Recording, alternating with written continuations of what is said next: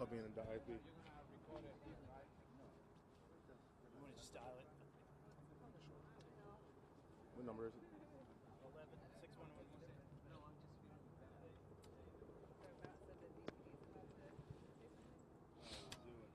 I'm feeding back right now to them. No, they're gonna take it live. Oh, they said they wanted to take it live.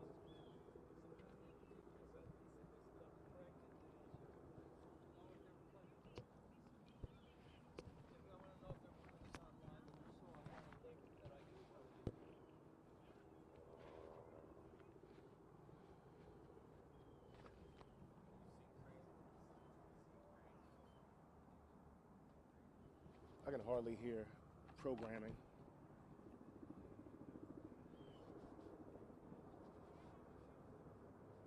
No, I can hardly hear you. It's so faint. Can you hear them? You're not on.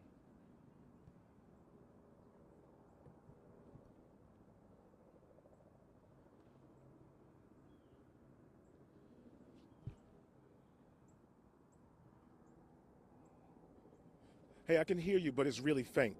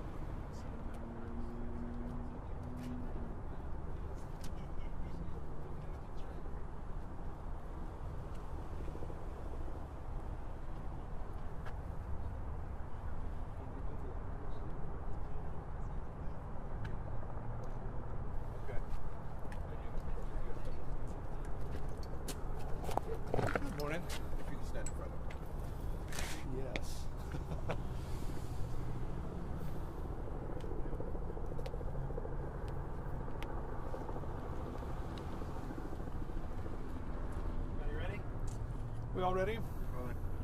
Say your name and spell it, please, sir. Sure. Good morning. My name's Harrison Edell, Harrison. Edell is Edell. I'm the Executive Vice President, Animal Care and Conservation here at Dallas Zoo.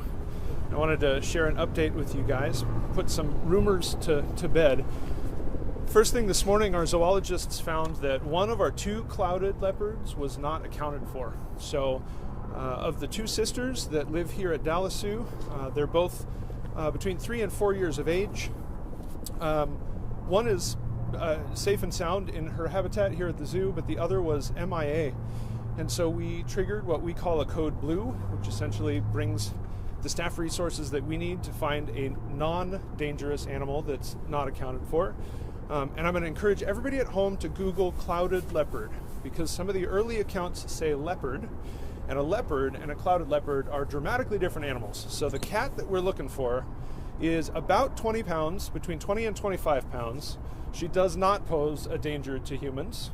And more likely than not, when she's scared, she's going to climb a tree, stay out of our way, hunt some squirrels and birds, and hope not to be noticed. So at this point, we've spent much of the morning searching zoo grounds, and we continue to hunt for her. It is working to our advantage that we're in winter, so there's not a lot of tree cover right now, so that's going to make it a little bit easier for us to find her. We did locate the tear in the mesh that she used to leave the habitat, but thinking like a cat, she likely went straight up to the trees and has not come down. So we are spending a lot of time with binoculars. It looks like we're bird watching, but we are hunting for a leopard that we believe is likely still on zoo grounds. Again, she's about 25 pounds, 4 years old, and we don't believe that she's going to go very far. We cannot say thank you enough to Dallas Police Department. We have DPD officers that work here at the zoo during the day. The officer on duty today shared with his station that we had a code blue. We had some assistance from DPD, and they're still on grounds now. And specifically, they have access to 1 million technological tools that we would never have access to otherwise, so we cannot thank them enough for their assistance. You see the DPD vans that have all these extra officers? Yeah, so we have officers that are coming in. Some of the DPD technology that we're using are things like drones that have infrared capabilities to see up at the treetop level. Again, thinking like a clouded leopard, they are designed for life in the trees. So she's going to go up and stay in cover. For us, looking up, we're going to continue to miss her, but with some of the technology that they've got, that's given us an advantage, which is phenomenal. We see the markings on the DPD crime scene. Do you know why the crime scene is on location? We don't have a comment on that yet. We'll share more info once we've got more to share. Is a possible theft being considered? It's too early for us to speculate one way or the other, so we'll keep working on finding the cat. Our highest priority is finding her and making sure she's safe and sound first. Harrison, outside of the tear in the mesh, any other indicator as to how long Nova may have been gone? We do have security staff on grounds overnight, and we have some animal care staff on grounds overnight. So we know that at 1 a.m. We had staff who believed that both the cats were still accounted for in the same spot, but the specifics of the timeline are something that we're still working through right now. Do you have any idea how the mesh tear? We don't yet. We're still working on that too. Is that something that occurs just occasionally, or do you think the animal's got it? It doesn't happen all on its own. We check the integrity of every enclosure every single day, a couple of times a day. So this isn't something that happened and we didn't notice it. But again, the timeline and the specifics are things that we're still working through right now. Any message to neighbors, in addition to the zoo being densely populated with trees, this area of Oak Cliff has a lot of trees too. Sure. If someone should notice this clouded leopard, what's the ask? Yeah, we've got tons of photos of our clouded leopards on social media and on the zoo website. So if people are curious as to what they're looking for, they can absolutely check the websites and compare photos.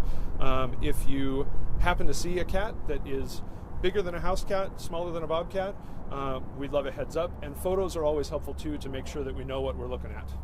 So if people have the opportunity to snap a photo of a cat that looks bigger than usual, we'll take any tip we can get. Should they call police or 311? I would say call the zoo's main line or shoot us an email through social media. That's the easiest way to get in touch with us. And we have folks monitoring those 24/7. So You spoke about the mesh that was tear apart. Is that the only security it has, the cage, or what is the animal inside? So the habitat where our cloud leopards live, the habitat where our clouded leopards live is a mesh enclosed 2-story habitat. The tear in the mesh is big enough to have accommodated her, so that's how she left the habitat.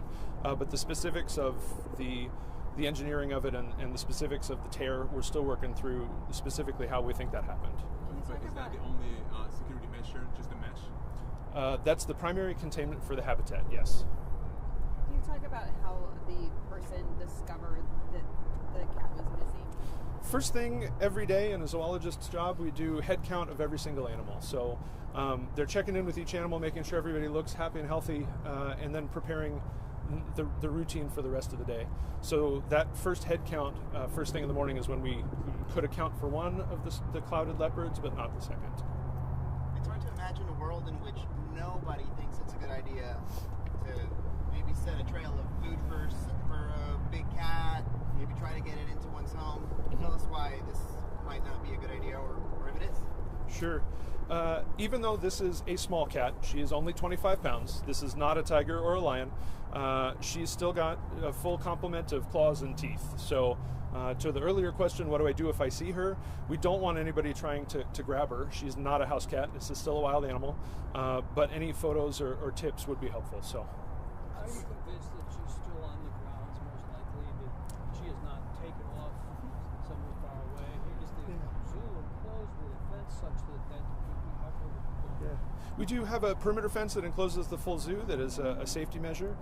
Thinking like a clouded leopard, they tend to be territorial like a lot of cats do, so she's not likely to go out and travel in a direction. She's likely to be linked to home. She and her sister Luna are pretty close and usually attached at the hip. So knowing that Luna is still in the habitat and Nova's not, I just don't believe it's likely that she's traveling. She's likely still on grounds, but just up, tucked away in a tree somewhere. So we will spend the rest of the day scouring those trees trying to figure out where she's hunkered down. Is there any video of the habitat? We have a number of video cameras in the zoo, and we're reviewing those right now. One good thing is that we don't hear about these emergencies a lot, but it has happened in the past where an animal has escaped its habitat here at the zoo.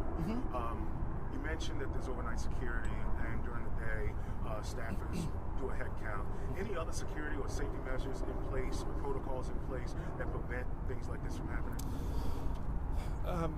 I mentioned at the beginning of the day we do head counts on every animal. We do those head counts throughout the day, so anytime we're interacting with animals, we're gathering head counts to make sure we can account for everyone at the beginning of the day, but also at the end of the day we're shifting animals in and out of night spaces. So with cold weather, we always want to make sure that animals have access to indoor barns. That gives us another opportunity at the end of the day to make sure that we know exactly where everyone is.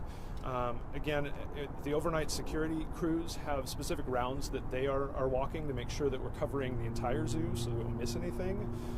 And I would say, especially in a couple of our departments, depending on what animal activities are going on at the zoo, we often have zoologists who might be here overnight, and so there are additional opportunities to sort of keep tabs on what's going on. So I feel like we have a lot of eyes on the habitats throughout the 24-hour period. And just a quick follow-up for clarity. Cold blue is a non-dangerous animal? Correct. Okay. When was the last time you had fun? Last night? When was the last time? There are details of that I need to hold on to for now. Can you tell us, since the clouded leopard is new to a lot of us, can you tell us a little bit about the uniqueness of the animal? I saw they're endangered, I think. Yeah, clouded leopards are a real unique small cat.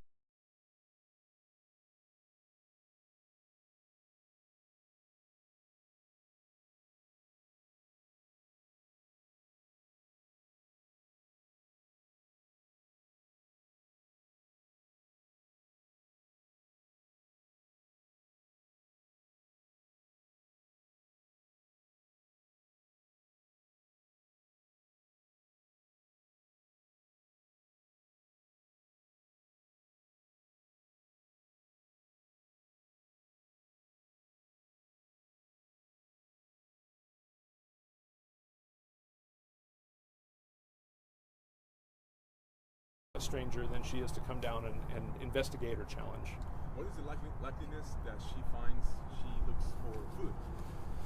Yeah, we have a ton of native wildlife that live on zoo grounds as well, squirrels and birds. I wouldn't put it past her to hunt some of them if opportunistically she had the chance. That is something we're talking a lot about is over the next few hours or so. What food items might she be more into and more attracted to than others, to try and figure out if there's the ways that we can reward her for coming down and coming closer to us. So we'll try and puzzle through that as well. Is it such a combination of zoo staff and DPD? We're continuing to work with DPD. They came out immediately with a crew and extra sets of eyes, and all of that technological access were really, really helpful. At this point, we still have some DPD officers that we're working with on aspects of this, and then we've still got a full crew of zoo staff that are working here with binoculars, scouring trees to try and identify where she's hunkered down. Thank you. I appreciate it. If anybody has questions, by all means, we have our marketing communications team, and I'm happy to stick around for specific questions as well. Your name again, sir, and your title? Sure. First name is Harrison, Harrison. Last name is Edell, Edell, and the zoo's Executive Vice President, Animal Care and Conservation. For an update, do you find her? How do you know that? So we'll be sharing updates directly with